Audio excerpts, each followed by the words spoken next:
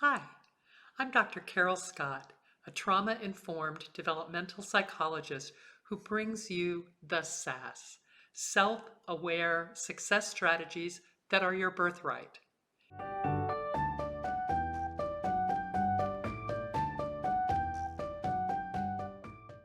In this video, I will reveal the origins of how you trust as an interpersonal strategy and teach you 3 simple, sassier strategies for trust in your next relationship opportunity. First, we will look at how to normalize being needy and identify your core needs in relationships. Second, I show you how to increase your awareness of how you operate now to get your interpersonal needs met. Finally, I will talk about how to teach your new person to meet some of your needs.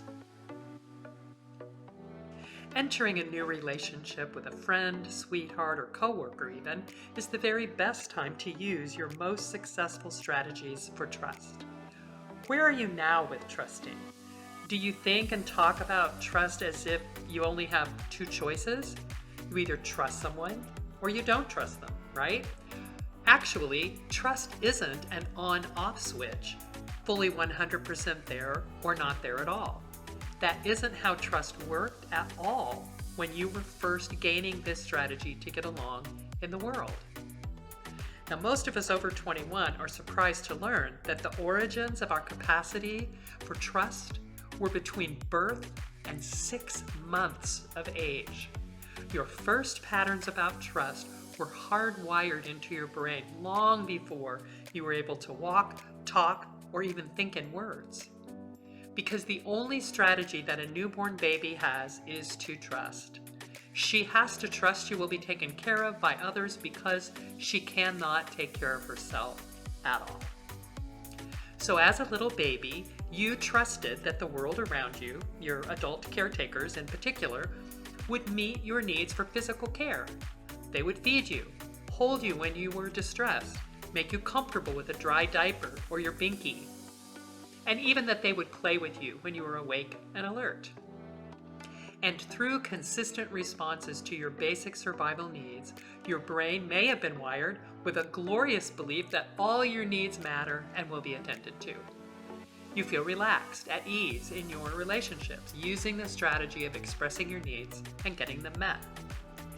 When there was inconsistent response, because many circumstances can interfere with good intentions, your brain may have been wired with fear that some or all of your needs are not seen or are irrelevant. You may even have hardwired the expectation that nobody has your needy little back. Do you feel anxious or fearful in relationships but don't know why?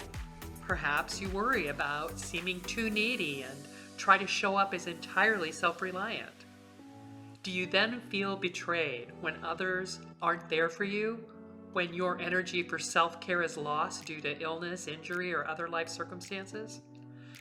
If that's the case, then the strategies you are using to get your needs seen and addressed in relationships aren't working for you. So it's time to get sassy with some new strategies. Your first success strategy for trust is to normalize being needy and identify your core needs in relationships. Every one of us is needy. If you're a living being, you have needs. Plants and puppies need to be fed and watered.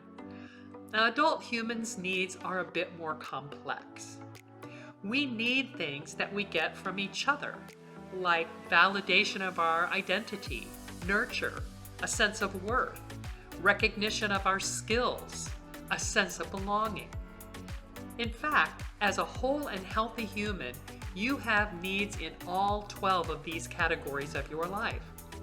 Now take a look at these labels. See which ones pull at you, asking you to look more deeply. What specifically do you need relative to your own sense of power in the world, or in your excellence of skills and knowledge? What is it you need relative to your desire for community or for transformation and new beginnings? Try to identify 3 or 4 of your needs that seem most important to your well-being. And if all 12 of these types of needs are normal and expected for all of us, then for sure it's time to stop pretending like you don't have any needs. Time to stop thinking of them as something negative to hide. You are human. You have needs. So does everyone else.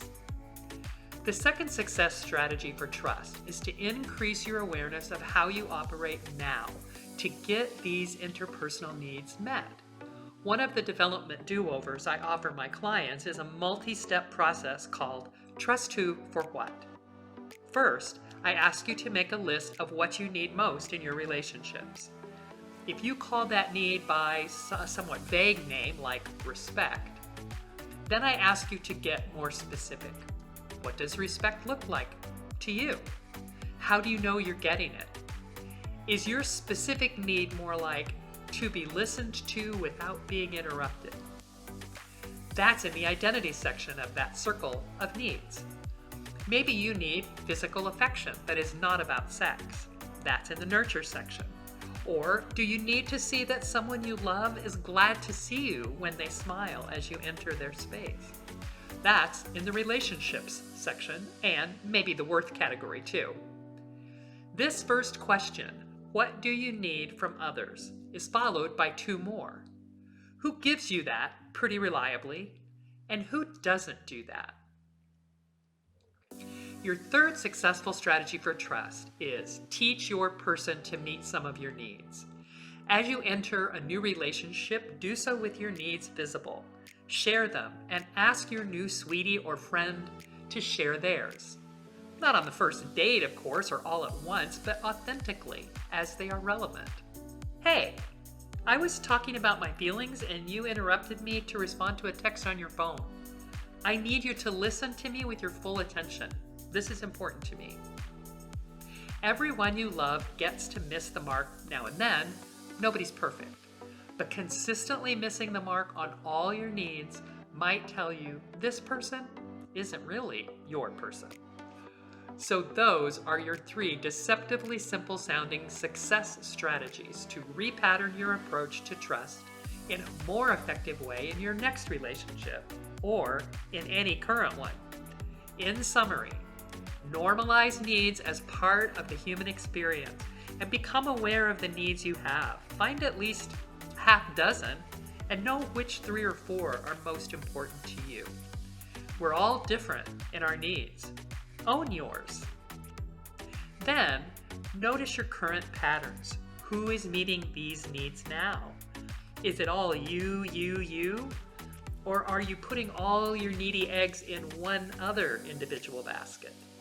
Still trying to get mom and dad to meet your needs and failing to notice all the other loved ones who are better at it? Finally, in any relationship, but especially a brand new one, talk about your needs and help the other person learn how to meet them. Your interpretation of respect and theirs might not be the same. You have to teach each other how to address your needs in ways that work for you. I hope you'll try these success strategies for more trusting relationships. Let me know your experiences with your old unsuccessful way of trusting and how it's going to be different with these more effective strategies. And please, share any other aspect of trust that's really important to you. One way to do that, share your experience, is to join one of my monthly Sunday salons. Get a bigger sip of this sass in a free 90-minute small group coaching experience, live via Zoom from wherever you live. Until next time, take care, and hey, let's all get out there and be more sassy in the very best ways.